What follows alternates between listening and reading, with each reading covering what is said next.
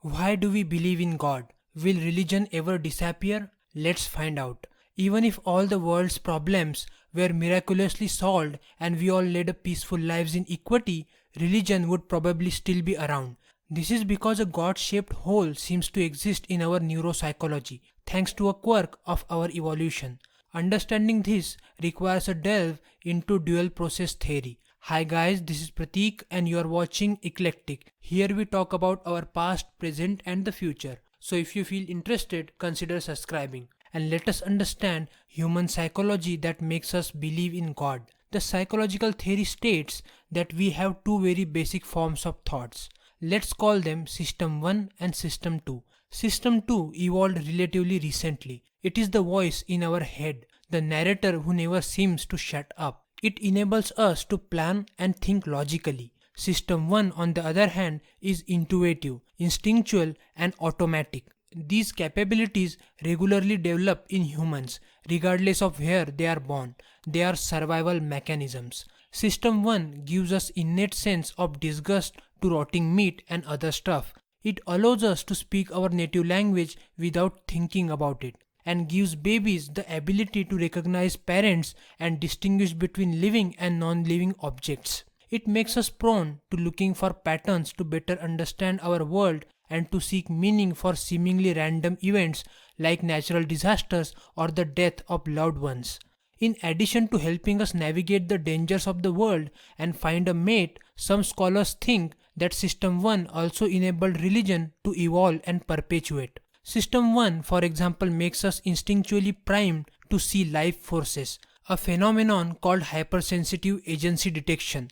Everywhere we go, regardless of whether they are there or not, we imagine certain things or people. Millennia ago, that tendency probably helped us in avoiding concealed dangers such as lions crouched in grass or venomous snakes concealed in the bush.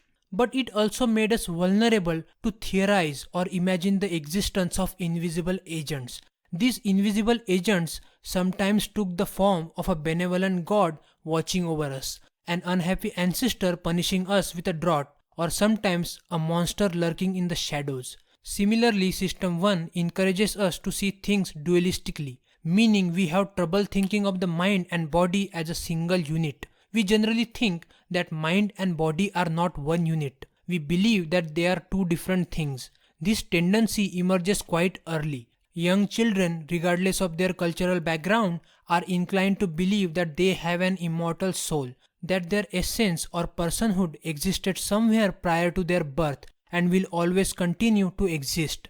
This idea of the soul being immortal or there is life after death makes many people believe in the supreme divine power, and this psychological phenomenon has been absorbed and incorporated into existing religions. Rather, it is exploited in some cases with a bit of creativity. For all these reasons, many scholars believe that religion arose as a byproduct of our cognitive disposition, says Robert McCulley, director of the Center for Mind, Brain and Culture at Emory University in Atlanta, Georgia, and author of Why Religion is Natural and Science is Not.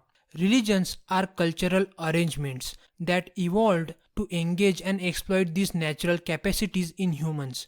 Now what about the non-believers, atheists? Many non-believers believe that they must fight against all of that cultural and evolutionary baggage. Human beings naturally want to believe that they are a part of something bigger, that life is not completely futile or pointless. Our mind is always looking for purpose and explanation. With education, exposure to science and critical thinking, people might stop trusting their instincts, but the instincts are there.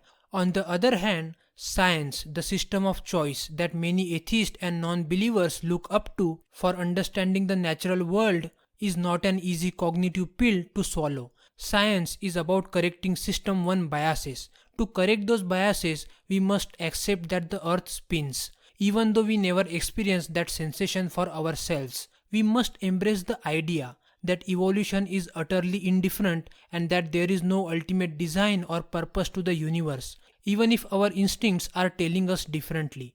We also find it very difficult to admit that we are wrong, to resist our own biases and accept the truth as we understand it. In science, truth keeps changing. as scientists gather new empirical data and perform new experiments. Science does not provide easy answers, it gives you more questions. Science is cognitively unnatural because it is difficult. Not everyone can understand it. Religion, on the other hand, is mostly something we do not even have to learn because we already know it. There is an evidence that religious thought is the path of least resistance. You don't have to think hard. You don't have to struggle to find answers. You just have to believe and have faith in the supreme divine power or in your respective gods. We would have to fundamentally change something about our humanity to get rid of religion and God. This biological sticking point probably explains the fact that although 20% of Americans are not affiliated with a church, 68% of them say that they still believe in God and 37% describe themselves as spiritual. Even without organized religion, they believe that some greater being or a life force guides the world. Similarly, many around the world who explicitly say that they don't believe in God still harbor superstitious tendencies like belief in ghosts, astrology, karma, telepathy, or reincarnation. In Scandinavia, most people say that they don't believe in God, but still in Scandinavia, paranormal and superstitious beliefs tend to be higher than you would think. Additionally, non-believers often rely on what could be interpreted as religious proxies. Sports team, yoga, professional institutions, Mother Nature, and more. They use these religious proxies to guide their values in life. As a testament to this, witchcraft is gaining popularity in the US, and paganism seems to be the fastest growing religion in the UK. Following good values or any kind of religion, cult, or a social group is okay as long as it does not become an obsession. Religious experiences for non-believers can also manifest in other more bizarre ways. Anthropologist Ryan Hornbeck from the Thrive Center for Human Development found evidence that the world of Warcraft is assuming spiritual importance for some players in China. A monument to our suffering.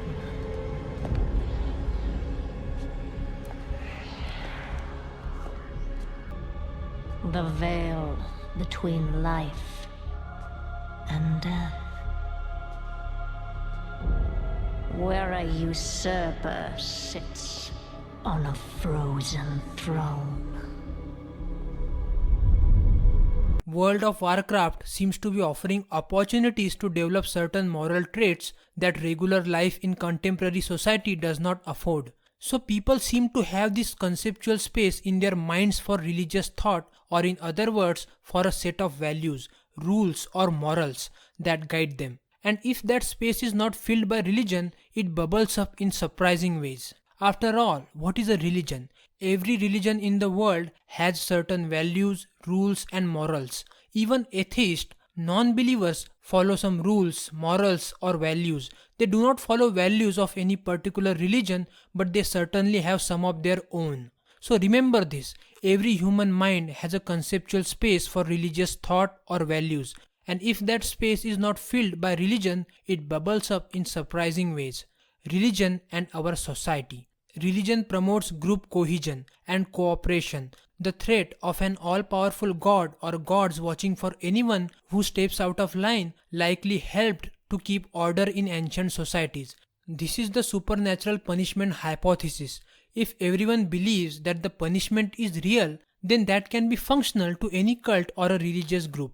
And again, insecurity and suffering in a population also play a role here. In the recent analysis of religious belief systems of nearly 600 traditional societies from around the world, Joseph Bulbulia at the Victoria University of Wellington of New Zealand and his colleagues found that those places with harsher weather or places which are more prone to natural disasters were more likely to develop moralizing gods. Why? Helpful neighbors could mean the difference between life and death. In any region, if people are constantly at the mercy of nature, they develop a habit of praying to gods or nature. And we already know in many cultures, natural resources like water and the sun are treated as gods. In this context, religion evolved as a valuable public utility. When we see something so pervasive, something that emerges so quickly, developmentally, and remains persistent across cultures for hundreds of years, then it makes sense that the leading explanation that it served a cooperative function. Finally, there is also some simple mathematics behind religion's knack of prevailing. Across cultures, people who are more religious also tend to have more children than people who are not so religious. There is a very strong evidence to support this fact. Even among the religious people, the more fundamentalist ones usually have higher fertility rates than the more liberal ones. Add to that the fact that children typically follow their parents' lead when it comes to whether or not they become religious adults themselves. For all these reasons, psychological, neurological, historical, cultural, and logistical, we can guess that religion will probably never go away.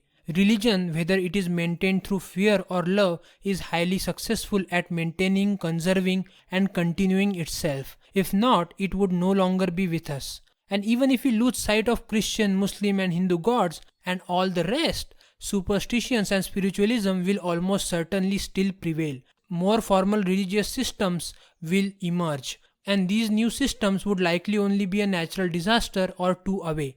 Even the best secular government cannot protect you from everything.